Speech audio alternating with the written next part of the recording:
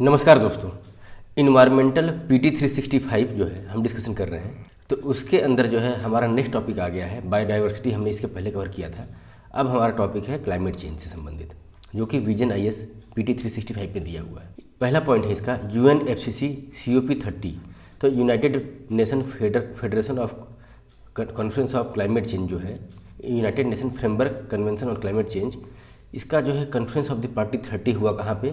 Belen Brazil में हुआ। ठीक है, बेलेन ब्राज़ील में हुआ है और ये जो है अमेज़न एरिया जो है वहाँ पे स्थित है। तो फर्स्ट टाइम जो है यहाँ पर जो है ये कॉन्फ्रेंस ऑफ द पार्टी 30 के नाम पर जो है United nation framework convention on climate change का ये समिट हुआ है।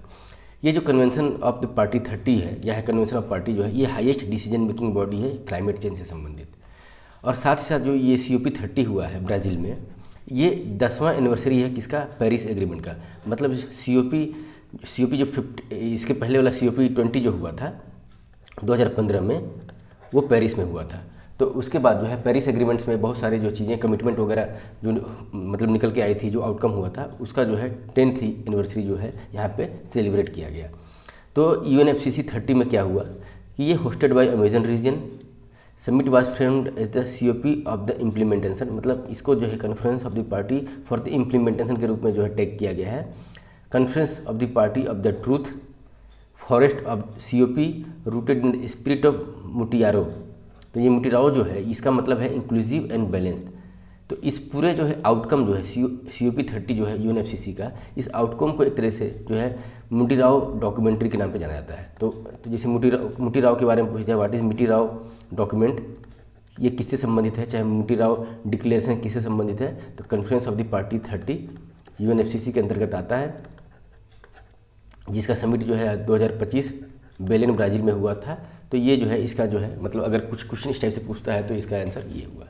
इसके द्वारा जो है इसमें कंक्लूजन में ये आया कि बेलेन पैकेज को अडॉप्ट किया गया है बाय द पार्टी ऑफ 195, मतलब 195 जो है पार्टीज़ जो है UNFCCC की, उनके द्वारा जो है बेलेन पैकेज अडॉप्ट किया गया है। इसमें क्या है कि includes agreements on topics such as just transition, adaptation finance, trade, gender and technology. Climate change से संबंधित जो भी टेक्नोलॉजी है, जेंडर, ट्रेड, फाइनेंस वगैरह जो है उससे संबंधित जो है एग्रीमेंट जो है उसमें कुछ इंक्लूडेड है। इस मीटिंग के कुछ जो इसमें इंक्लूड जो हुआ है, जैसे तो एक COP30 UNFCCC के रूप में, conference of the party serving as a meeting of the parties to the Kyoto protocol 20 हुआ ये, और CMA7 conference of the party serving as the meeting of the parties to the Paris agreement. तो Paris agreement से संबंधित जो है conference of the party की meeting ये हुई 7वां, और कॉन्फ्रेंस ऑफ द पार्टी 20 जो मीटिंग हुई वो क्योटो प्रोटोकॉल से संबंधित जो मतलब जो है समिट हुआ, कॉन्फ्रेंस हुआ, वो भी जो है इसमें CMP20 के रूप में और CMA7 के रूप में जो है यहाँ पर जो है की मतलब आउटकम्स निकल के आए हैं यहाँ पे।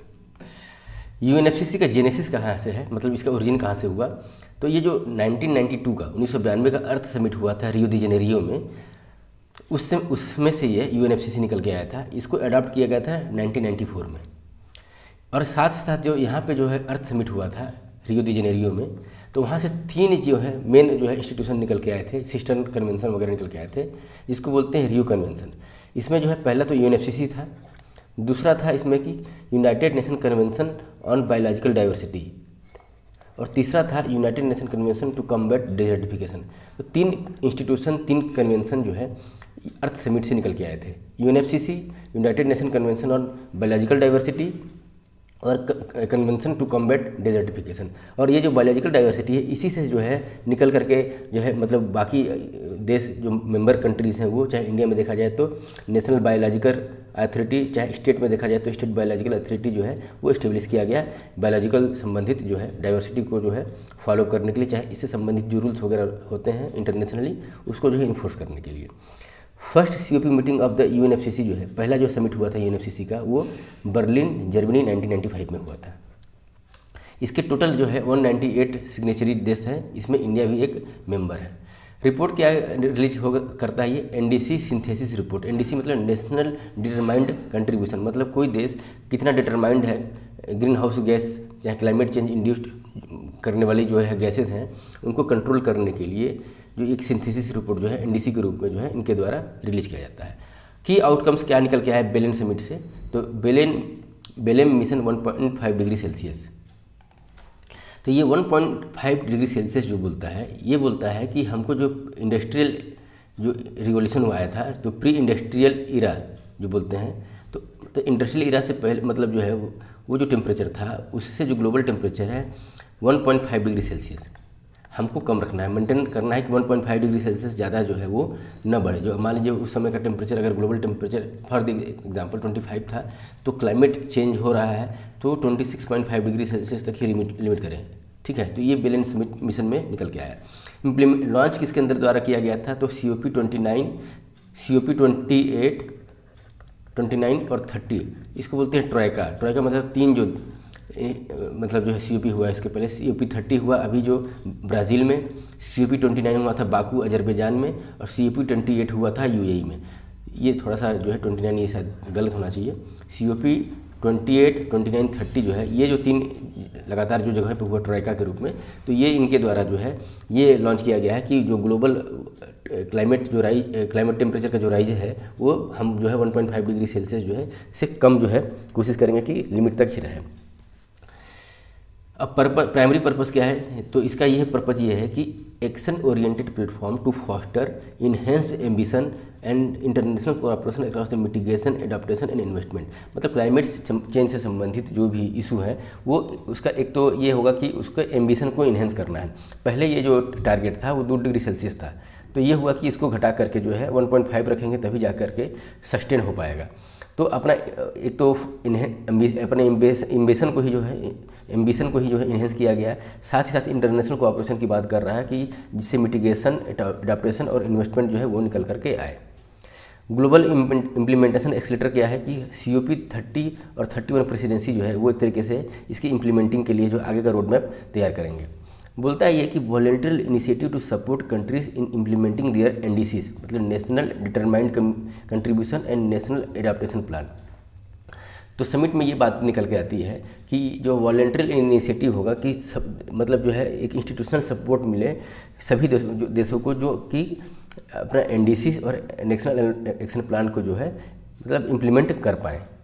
फिर इसमें बात आती है कि national adaptation plan implementing alliance, ये इंस्टीट्यूशन जो है इन्हें के निकल के आया है कि national adaptation plans implementation alliance. तो ये है United national development program, UNDP, Italy, Germany, national action plan global network और NDC पार्टनरशिप। तो ये इंस्टीट्यूशन मिल करके लॉन्च किए क्या है national adaptation plan implementing alliance. इसमें UNDP, Italy, Germany, NAP global network, NDC partnership. Purpose क्या है कि launch as a new plan to accelerate solution, मतलब जो ही क्लाइमेट इंड्यूस्ड प्रॉब्लम अभी फेस कर रहा है कोई भी सोसाइटी, कोई भी इकोनॉमी, तो उसको एडाप्टेशन से संबंधित, मिटिगेशन से संबंधित और जो भी टेक्नोलॉजी का जो ट्रांजिशन हो रहा है उससे अगर इन्वेस्टमेंट चाहे फंड का जो क्रंच हो रहा है, शॉर्टेज हो रहा है, तो उससे संबंधित जो है जो सॉल्यूशन होना चाहिए उस सॉल्यूशन को एक्सलेट करना है, ताकि जो है उस सॉल्यूशन जो है सही टाइम पर जो है अवेलेबल हो जाए। Under the conference of the party 30 action agenda, ये COP30 के एक्शन एजेंडा में है। Supports implementation of the national adaptation plan and mobilize public and private investment to advance national adaptation priority. तो एडाप्टेशन जो plan है, national adaptation plan को जो है एक तरीके से इंस्टीट्यूशनल के मतलब जो इंस्टीट्यूशनल सैंक्शन भी मिला हुआ है, साथ साथ जो है फंड को मोबिलाइज करना है through the public and private investment.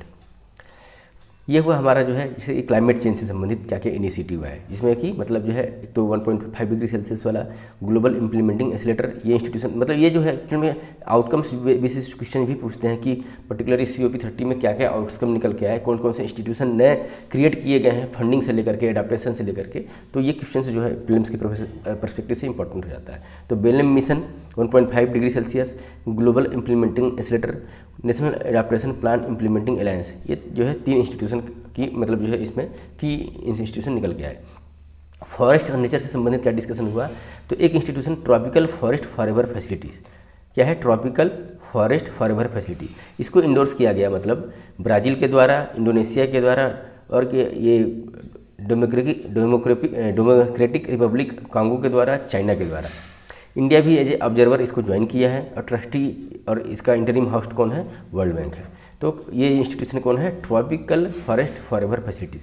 Function क्या है इसके अंतर्गत, इसमें बेसिकली जो है फंडिंग की बात की गई है कि किस तरीके से ट्रॉपिकल फॉरेस्ट को कंजर्व करना है, मेंटेन करना है और इसकी इकोलॉजी को जो है एक्सपांड करना है। तो उसके लिए फंडिंग की बात की गई है कि इसके लिए 125 बिलियन यूएस डॉलर का फंड जो है इकट्ठा करना है और इसमें से जो है 25 बिलियन यूएस डॉलर जो है वो जो पार्टीज इसके मेंबर होंगे उनके द्वारा जो है इसको फंड को प्रोवाइड किया जाएगा। बाकी रिमेनिंग 100 बिलियन यूएस डॉलर जो है वो जो है प्राइवेट चाहे पब्लिक इंस्टीट्यूशन के द्वारा जो है इकट्ठा किया जाएगा। पर्पज़ क्या होगा कि इसमें क्या है कि tropical forest country for maintaining and expanding tropical and सब ट्रॉपिकल मॉइस्ट ब्रॉडलीफ फॉरेस्ट। तो इसका मेन मतलब जो मोटो यही हो गया, 100 billion from the private investor से इकट्ठा करना है और mandate at least 20% of the all payment, मतलब जो भी पेमेंट होगा उसका 20% जो है वो फ्लो होगा किसके थ्रू, मतलब डायरेक्ट दिया जाएगा किसको, indigenous people and local communities. मतलब जो है जिससे मतलब जो है इसको जो बॉटम अप अप्रोच इसको बोलते हैं, बॉटम अप अप्रोच मतलब कोई चीज़ का अगर डेवलपमेंट करना है तो आप नीचे से कीजिए। प्लानिंग आप ऊपर से करते हैं लेकिन एग्जीक्यूशन जो है नीचे से होता है, तो आप प्लानिंग भी नीचे से करेंगे तो एग्जीक्यूशन जो है वो सही तरीके से होगा, फ्रूटफुल होगा। तो इसमें यही चीज़ दिया गया कि बॉटम अप अप्रोच मतलब जो है इंक्लूसिविटी होनी चाहिए, इंडिजिनियस पीपल चाहे लोकल कम्युनिटीज़ को लेकर के ही कोई भी प्रोग्राम बनेगा तो भी सही तरीके से इम्प्लीमेंट होगा। तो 20% ऑफ द फंड जो है इनके थ्रू जो है इन्वेस्टमेंट होना चाहिए।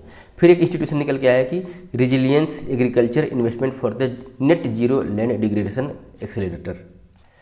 ये जो डॉक्यूमेंट्स है ये जो है कि लैंड डिग्रेडेशन से होने वाले एग्रीकल्चर पर जो नुकसान होता है उससे जो है बचने के लिए जो है ये बात करता है रिजिलियंस एग्रीकल्चर की, रिजिलियंट एग्रीकल्चर प्रैक्टिस की।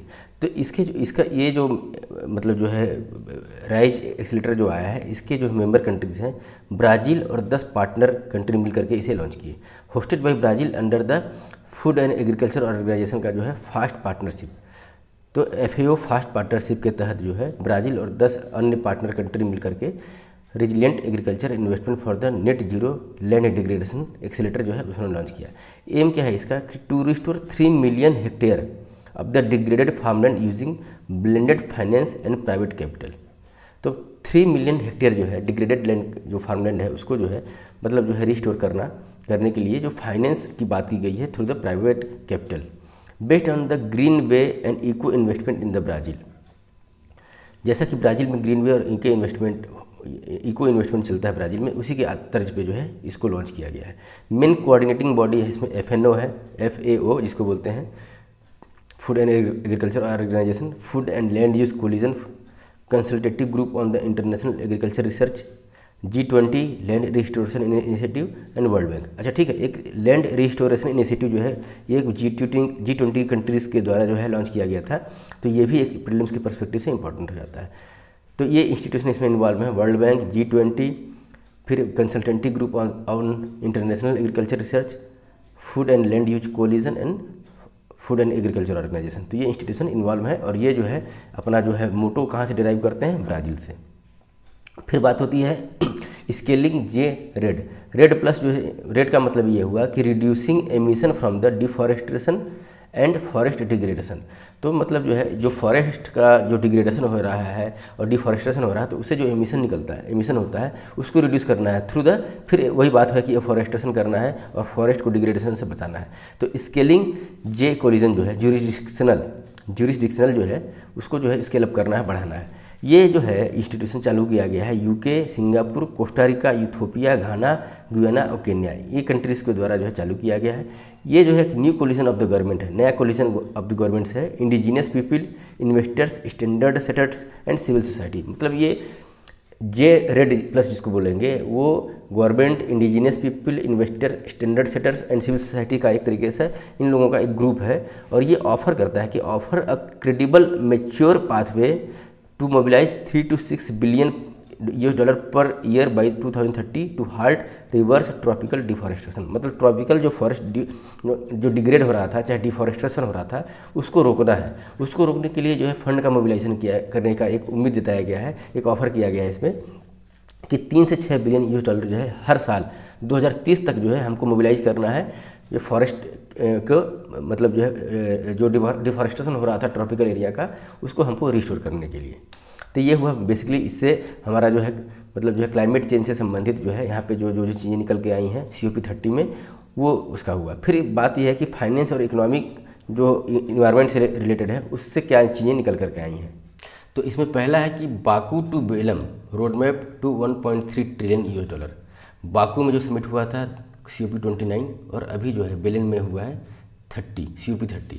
तो इसमें जो है एक इंस्टीट्यूशन जो निकल के आया है कि न्यू कलेक्टिव क्वान्टिफाइड गोल, न्यू कलेक्टिव क्वान्टिफाइड गोल, जो ये इस गोल के अंतर्गत 1.3 ट्रिलियन यूएस डॉलर हर साल जो है 2035 तक जो है इकट्ठा करना है। इसमें टारगेट क्या है कि मिटिगेशन और एडाप्टेशन, तो ये दोनों चीज़ों के गोल के लिए जो है, ये दोनों चीज़ों को अचीव करने के लिए 1.3 trillion US dollar per year जो है 2035 तक जो है मतलब इकट्ठा करना है थ्रू द मतलब मोबिलाइज करना है, मतलब पब्लिक प्राइवेट देश नेशनल पार्टी वगैरह से मिल करके जो भी है इनको जो है हमको इकट्ठा करना है। तो इसमें इसकी बात की गई है Baku to Belem road map, जिसमें 1.3 trillion US dollar through the new collective quantified goal, इसके थ्रू इकट्ठा करना है। फिर बात करता है ट्रिपलिंग ऑफ एडाप्टेशन फाइनेंस। जब बात एडाप्टेशन की होती है तो एडाप्टेशन का में गैप बहुत है। मान लीजिए एडाप्टेशन के लिए हमको 100 रुपये चाहिए, लेकिन उसके लिए फंडिंग केवल 30 रुपये चाहे 40 रुपये हो पा रही है। तो जो एडाप्टेशन गैप है उसको ये बोल रहा है कि अगर 30, 35, 40 रुपये है तो जो इसको हम जो है इस फाइनेंस को हम अगर 3 टाइम्स कर देते हैं तब जाके जो हमको 100 रुपये चाहिए वो हो पाएगा। तो यही ये बोल रहा है कि हमको जो है एडाप्टेशन का जो फंड है उसको 3 टाइम्स करना है। इसके लिए क्या करना है कि इसमें जो है increase adaptation finance to 120 billion US dollar per year, मतलब 120 billion US dollar per year जो है वो बढ़ाना है एडाप्टेशन फाइनेंस के रूप में। और as a part of the broader 300 billion US dollar per year in the climate finance for the developing countries, मतलब जो कोर इशू है, जो कोर पार्ट है इसका फाइनेंस का गोल का, उसके लिए 300 बिलियन यूएस डॉलर तो है ही, साथ साथ जो पूरा जो एडाप्टेशन के लिए जो फाइनेंस है उसके लिए जो है 120 billion US dollar per year जो है उसको हमको इंक्रीज़ करना है, ठीक है, फॉर द डेवलपिंग कंट्रीज। और ये जो पूरा पार्ट होगा वो किसके अंतर्गत होगा, न्यू कलेक्टिव क्वान्टिफाइड गोल। न्यू कलेक्टिव क्वान्टिफाइड गोल के अंतर्गत जो है एक तो 1.3 ट्रिलियन यूएस डॉलर जो है पर ईयर जो है 2035 तक बढ़ाना है हमको, ठीक है। फिर उसके बाद जो है एडाप्टेशन गैप को फाइनेंस करने के लिए 120 billion per year, 120 billion dollar per year जो है वो इन्हेंस करना है ताकि जो है एडाप्टेशन गैप को फुलफिल किया जाए। और ये जो फाइनेंसिंग का मैकेनिज्म है, ये जिसे COP26 में जो आउटकम निकल के आया था उसमें ये हुआ था कि हमको जो है अपना एडाप्टेशन फंड को जो है डबल करना है, लेकिन COP30 में क्या बोल रहा है कि हमको इसको ट्रिपल करना है, ठीक है। तो ये जो चीज़ें निकल करके फाइनेंस से और इकोनॉमी से संबंधित निकल के आई।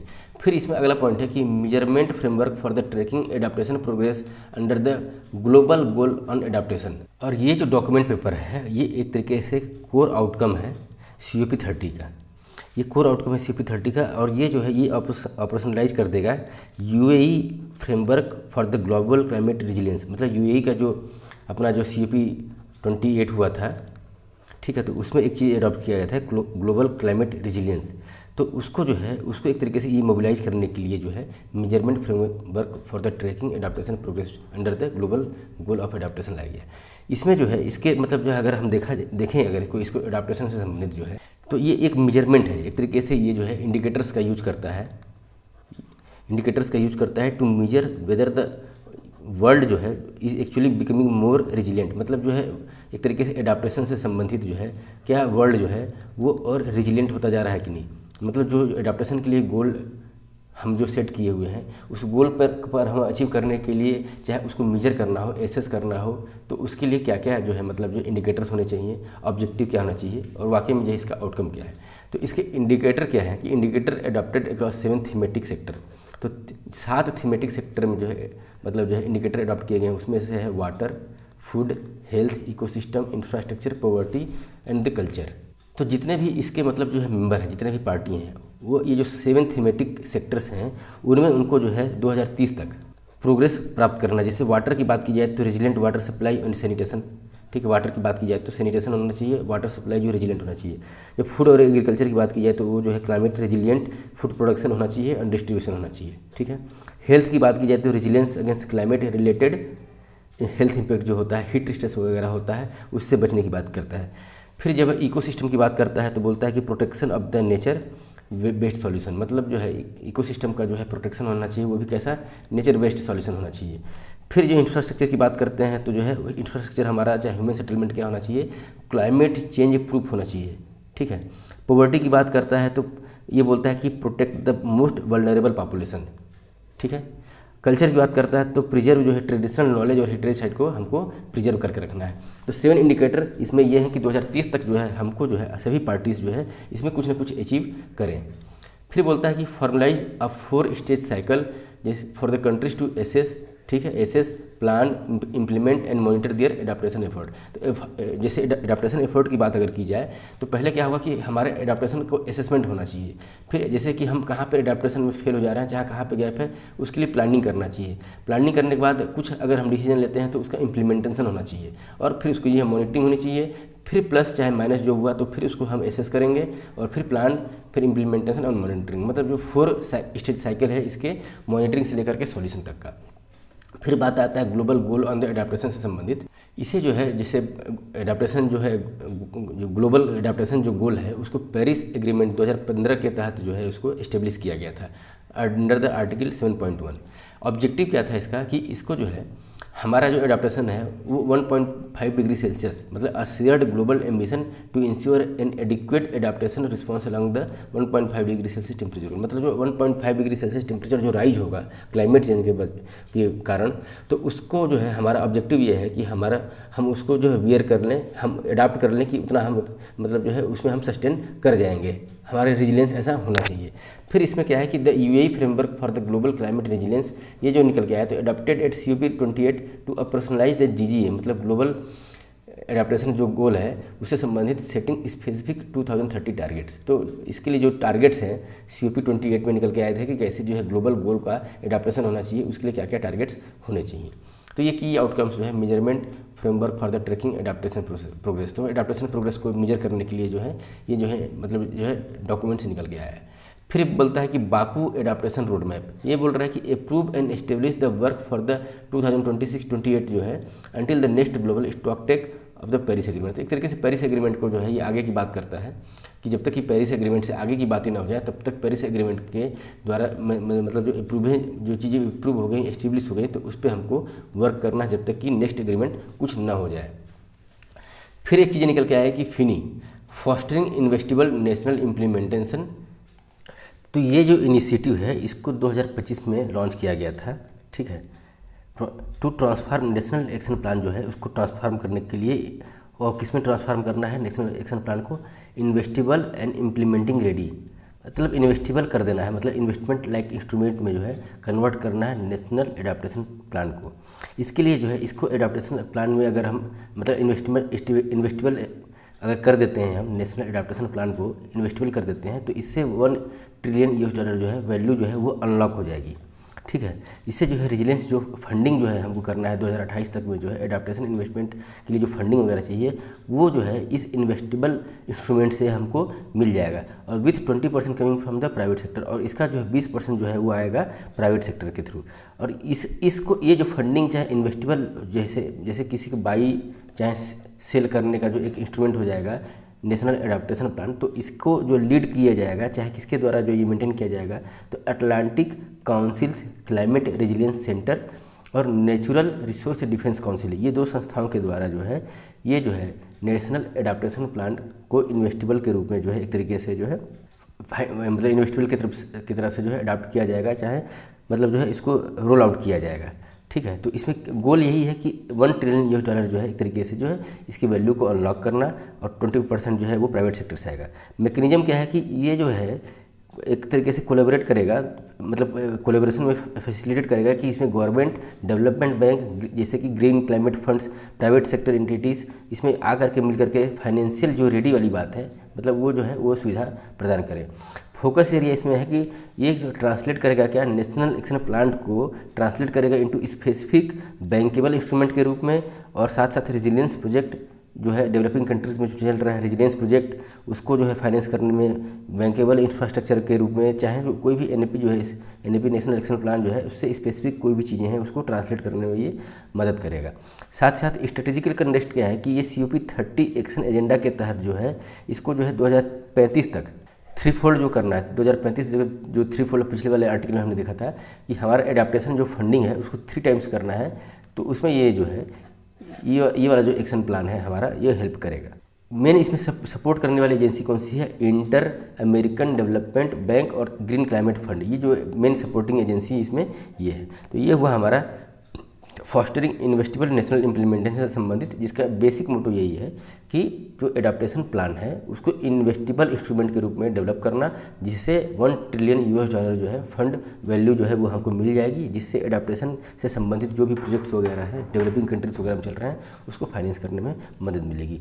संस्थाएँ इससे जुड़ी हुई हैं, ग्रीन क्लाइमेट फंड और इंटर अमेरिकन डेवलपमेंट बैंक, और ये किसके द्वारा लीड किया जाएगा? तो Atlantic council climate resilience centre और नेचुरल रिसोर्स डिफेंस काउंसिल के द्वारा। नेक्स्ट है अपना open collision on the compliance carbon market. तो ये जो कार्बन मार्केट के जो ये जो एजेंसी है ओपन कोलिजन जो है, ये एजेंसी जो है कार्बन मार्केट की बात करता है, ठीक है। ये जो है ये इंटरनेशनल एग्रीमेंट चाहे पार्टनरशिप टाइप का है, इसमें 18 देश शामिल हैं और बेसिकली इसमें मुख्यतः Brazil, China, European union, UK, Canada, Germany, Singapore ये मुख्य रूप से हैं और टोटल इसमें 18 नेशन हैं, ठीक है।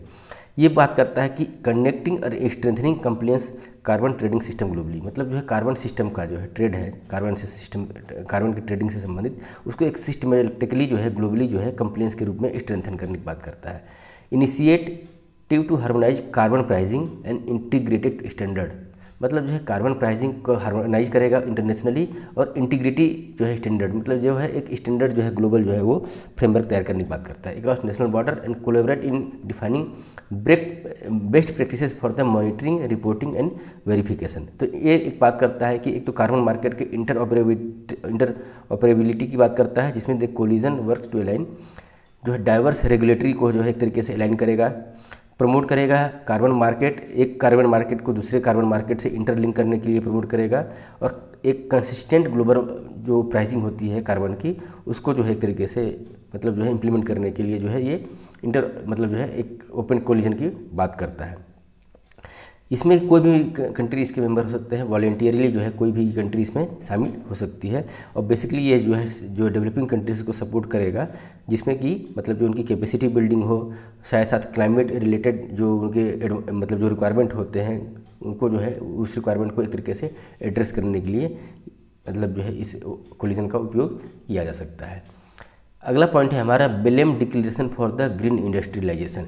इसके जो है 35 कंट्रीज़ एंड ऑर्गेनाइजेशन इसके मेंबर हैं, ठीक है। उसमें बेसिकली जो है United national development program type की जो संस्थाएं हैं इसकी मेन मेंबर हैं और इसका पर्पज़ क्या है कि accelerating decarbonizing of heavy emitting industry and promoting green industrialization in the pursuit of global climate and development गोल।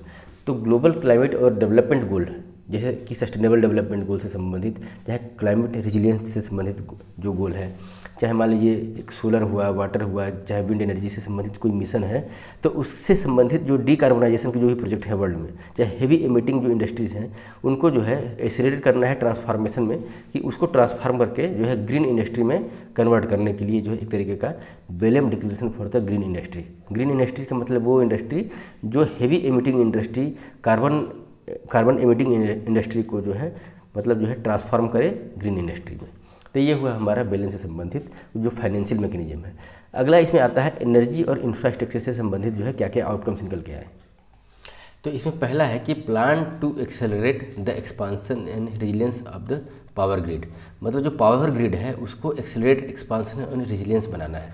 ये जो है जो ग्रीन ग्रिड इनिशिएटिव के तहत जो है इस प्रोजेक्ट को लॉन्च किया गया है और बेसिक एम इसका ये है कि जो रिन्यूएबल एनर्जी कैपेसिटी है 2030 तक पूरे डेवलपिंग और डेवलप कंट्रीज़ की जो ग्रिड मतलब जो है ये रिन्यूएबल एनर्जी कैपेसिटी है उसको ट्रिपल करना है, 3 गुना बढ़ा देना है। इससे संबंधित जो है grid connection, last mile connectivity, फिर ट्रांसमिशन जो लॉसेस होते हैं उसको कंट्रोल करना और coordinate relevant stakeholders toward grid expansion and renewable power future, मतलब कोलैबोरेशन की बात करता है, कोऑर्डिनेशन की बात करता है कि जितने भी स्टेक होल्डर्स हैं ग्रीन एनर्जी ट्रांसमिशन से संबंधित और ग्रीन एनर्जी को ग्रिड से कनेक्टिविटी से संबंधित जो है ये सबके मतलब जो है कोऑर्डिनेशन की बात करता है, जिससे कि जो है ग्रिड का एक्सपांसन और रिन्यूएबल पावर फ्यूचर जो है मतलब जो है इसमें शामिल हो।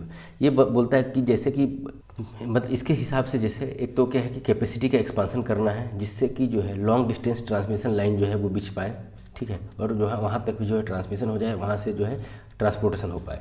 फिर बोलता है कि जो है पुराने इंफ्रास्ट्रक्चर हैं उसका जो है रिप्लेसमेंट होना चाहिए, जिससे कि जो है ओल्ड और एजिंग जो ट्रांसफार्मर वगैरह है उसको रिप्लेस करके जो है resilient, corrosion resistance, elevated component जो है वो तैयार किए जाएँ, जो कि एक्सट्रीम वेदर इवेंट्स को भी जो है वियर कर लें। फिर बोलता है कि एफिशिएंसी को जो है अपग्रेड करना है। जो ग्रीन ग्रिड इनिशिएटिव जो है ये बोलता है कि जो एग्जिस्टिंग एफिशिएंसी है हमारी उसको अपग्रेड करना है, जिससे कि 10 से 20% तक जो है जो लॉसेस होते थे हमारे ट्रांसमिशन में उस चाहे मतलब जो है कनेक्टिविटी के चलते, तो उसको जो है हमको रिड्यूस करना है 10 से 20% तक। तो ये जो है ग्रीन ग्रिड इनिशिएटिव के अंतर्गत जो है accelerate the expansion and resilience of the power grid, इससे संबंधित हमारा जो है डिस्कशन हुआ। अगला है कि plan to accelerate coal transition, pact जिसको बोलते हैं। तो ये बोल रहा है कि जिसे कोल बेस्ड जो पावर जनरेशन होता था तो उससे हमको क्या करना है कि ट्रांजिशन होना है ग्रीन एनर्जी की तरफ। तो plan to accelerate coal transition, तो कोल से ट्रांजिशन जो होना है वो फास्ट वे में हो और प्लान वे में हो। ये बोल रहा है कि road map to the fast track the transition from the coal to clean energy while ensuring energy security, मतलब एनर्जी सिक्योरिटी को ध्यान देते हुए कोल एनर्जी से हमको क्लीन एनर्जी में ट्रांसफ़र होना है। और इसके किसके थ्रू जो है पावरिंग पास्ट कोल अलायंस, ये एक अलायंस है, इसके थ्रू जो है ये इनिशिएशन लिया गया है अंडर द COP 30। नेक्स्ट है कि Belem 4x pledge on the sustainable fuel, 4x मतलब 4 गुना। तो ये जो है इसकी इम्प्लीमेंटिंग एजेंसी है इंटरनेशनल एनर्जी एजेंसी, जो कि इस इंटरनेशनल एनर्जी एजेंसी जो है इसको लुक आफ्टर करेगी, इसको ट्रैक करेगी। क्या ट्रैक करना है इसको कि हमको 4 गुना कर देना है, क्वाड्रपल जो है the use of sustainable fuels. Sustainable fuels का मतलब ये हुआ कि जो फ्यूल्स हम जो है लॉन्ग टर्म के लिए यूज कर सकते हैं विदाउट एग्जॉस्ट, जैसे हमारा जो हाइड्रोकार्बन फ्यूल वगैरह है जैसे कोल, नेचुरल गैस, पेट्रोलियम, ये क्या एग्जॉस्टेबल है, ये आज नहीं तो कल जो है उसको इंड हो जाना है। तो ऐसे फ्यूल्स जैसे कि हाइड्रोजन, बायोफ्यूल्स, ई फ्यूल्स, ये जो है इसको जो कि नॉन एग्जॉस्टेबल है उनको हमको जो है प्रेजेंट यूज जो है उससे 4 गुना कर देना है बाई द ईयर 2035। ठीक है, 2024 के लेवल से जो है हमको 4 गुना कर देना है 2035 तक में, जो हमारा डिपेंडेंसी है नॉन एग्जॉस्टेबल सस्टेनेबल फ्यूल जो है उस पर। तो इसको जो है इंटरनेशनल एनर्जी एजेंसी जो है इसको ट्रैक करेगी और इसको बोलेंगे Belem 4x pledge on sustainable fuel. Next हमारा इसमें आता है कि सोशल और हेल्थ से संबंधित क्या चीज़ COP 30 से निकल के आई। तो इसमें है पहले कि बेलम हेल्थ एक्शन प्लान, इसमें जो है 30 से ज़्यादा देश और 50 से ज़्यादा ऑर्गेनाइजेशन शामिल है।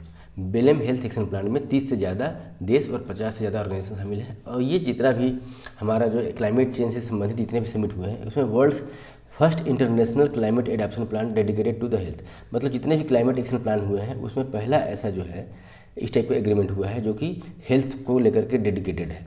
इसमें $300 मिलियन जो है इनिशियल फंड की व्यवस्था की गई है to build climate resilience health sector. Climate resilience health sector को बनाने के लिए $300 मिलियन तक का इनिशियल फंड जो है इसमें सैंक्शन किया गया है। और किस एरिया को फोकस किया गया है? Global south. ग्लोबल साउथ हमारा ये है कि जो इक्वेटर है उससे जो है साउथ वाला पोर्शन जो है उसको हम बोलते हैं ग्लोबल साउथ। तो वैसे क्षेत्रों के लिए $300 मिलियन इसमें सैंक्शन किया गया है। फिर दूसरा पॉइंट आया है इसमें बेलम जेंडर गैप। इसको जो है अडॉप्ट जेंडर गैप, जो बेलम जेंडर गैप जो है गैप के नाम पे है, तो इसको अडॉप्ट किया गया है Paris, adopted by the parties at the COP 30 conference of the party 30 में जितने भी पार्टीज आई थी उनके द्वारा अडॉप्ट किया गया है।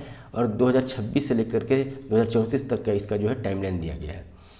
ये जो जेंडर एक्शन प्लान है इसको जो है इम्प्लीमेंट करना है Lima work programme on the gender. तो लीमा वर्क प्रोग्राम के अंतर्गत जो जेंडर के लिए जो भी क्लॉज निकल के आए थे उसको इम्प्लीमेंट करना है।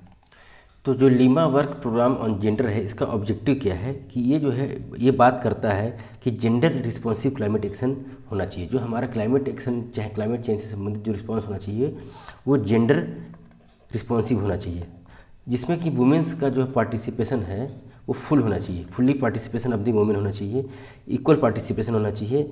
और जो है UNFCCC की जो प्रोसेस में वुमेंस की भी भागीदारी होनी चाहिए। तो ये जो है वुमेन की भागीदारी की बात करता है, टेक्निकल एक्सपर्टीज़ की बात करता है और जेंडर इक्वलिटी की बात करता है, जिसमें हम जो है क्लाइमेट एक्शन से संबंधित चाहे क्लाइमेट चेंज के रिस्पॉन्स में वुमेंस के भागीदारी की बात करता है।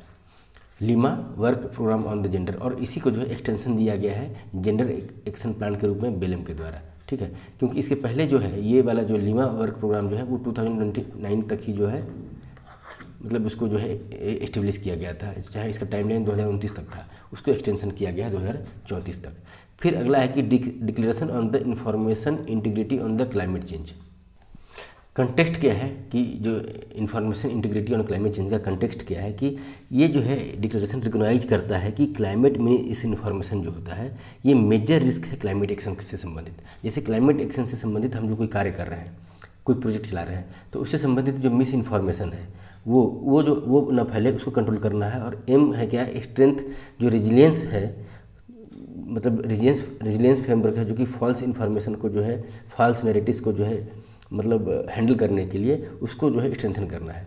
इसका जो है ग्लोबल इनिशिएटिव क्या है, इसमें इसको इंडोर्स किया गया है ब्राज़ील, कनाडा, चीन और डेनमार्क के द्वारा, और इसमें और भी देश शामिल है। और इस COP30 में फर्स्ट टाइम जो है इसको जो है माना गया कि क्लाइमेट चेंज से संबंधित जो मिस इन्फॉर्मेशन है, डिसइन्फॉर्मेशन है, वो जो है उसको हमको सॉर्ट आउट करना है। इस्टेब्लिशेस शेयर्ड इंटरनेशनल कमिटमेंट, मतलब पूरे वैश्विक रूप से एक तरीके से कमिटमेंट किया गया है to address climate disinformation and promote accurate evidence based information on the climate issues. तो क्लाइमेट बेस्ड जो इन्फॉर्मेशन होता है, क्लाइमेट से संबंधित जो इश्यूज़ होते हैं, उसका जो है accurate information, evidence based information मिले, ताकि जो है उसी के हिसाब से जो है किसी प्रोजेक्ट को जो है रन कराया जा सके। फर्स्ट टाइम जो है ये इन्फॉर्मेशन इंटीग्रिटी वाला जो कंसेप्ट है उसको इंक्लूड किया गया है जो conference of the party action agenda में फर्स्ट टाइम इसको इंक्लूड किया गया है। अगला हमारा टॉपिक है कि बेलेम declaration on the hunger, poverty and people central climate action. तो ये जो डिक्लेरेशन है इसको साइन किया गया है 43 देशों के द्वारा और 7 यूरोपियन यूनियन के द्वारा।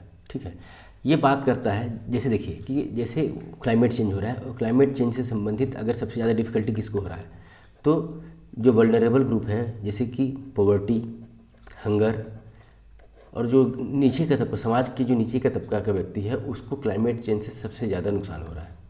Suppose that extreme winter situation आ गया, काम बंद हो गया, तो जो अमीर आदमी है उसको इकोनॉमिकली उतना इम्पैक्ट नहीं होगा जितना गरीब आदमी होगी, क्योंकि उसकी डेली की जो मजदूरी होती है वो चली जाती है। ठीक है, अगर एक्सट्रीम पॉल्यूशन एग्जांपल देखिए, न्यू दिल्ली में जो है विंटर सेशन में जो है विंटर में एक्सट्रीम पॉल्यूशन होता है।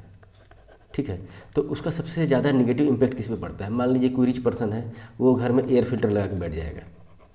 ठीक है, लेकिन जो पुअर है, हंगरी है, उसको लिए क्या सॉल्यूशन है, उस क्लाइमेट चेंज इंड्यूस्ड जो पॉल्यूशन हो रहा है न्यू दिल्ली में, उसके लिए क्या सॉल्यूशन है।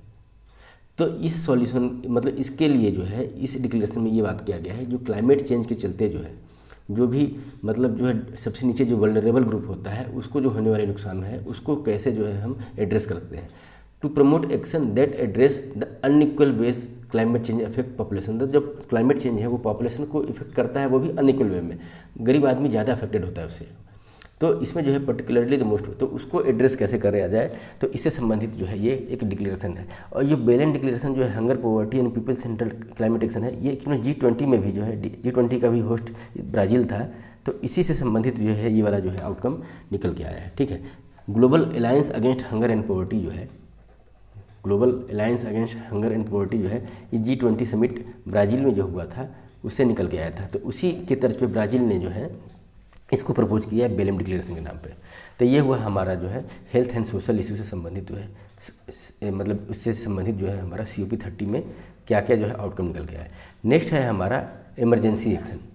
इस इमरजेंसी स्ट्रेटजी वाली में ये बोल रहे हैं कि 2030 स्ट्रेटजी क्या बोलता है कि climate risk and early warning system. जो क्लाइमेट चेंज से संबंधित कोई डिजास्टर आता है, चाहे क्लाइमेट चेंज से संबंधित जो भी कुछ प्रॉब्लम्स आते हैं, जैसे दिल्ली में एक्सट्रीम विंटर कंडीशन आ गया, फिर जैसे फॉरेस्ट फायर वगैरह हो रहा है, तो उससे संबंधित अर्ली वार्निंग सिस्टम को जो है मतलब उसको रेज करना है। Enabling climate vulnerable nation to build early warning system, मतलब क्लाइमेट चेंज से संबंधित अगर कुछ भी ऐसा मिस हैपनिंग होता है तो उसकी वार्निंग सिस्टम को जो है दुरुस्त करना है।